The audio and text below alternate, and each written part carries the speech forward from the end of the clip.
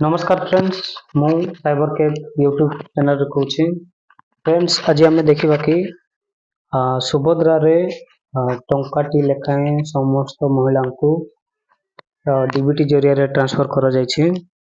तो फ्रेंड्स देखंतु jar pending अच्छी तो तांकर वर्तमान आसीछि कि नहीं आम तो कहि परिबुनी, किंतु जार ई केवाईसी कंप्लीट होईछि तांकर तो पेमेंट निहाती 10-15 दिन भितर पळय आसीबो। तो फ्रेंड्स देखंतु टोटाल आमर 60 लाख महिला मानकर पंजीकरण करा जायथिला।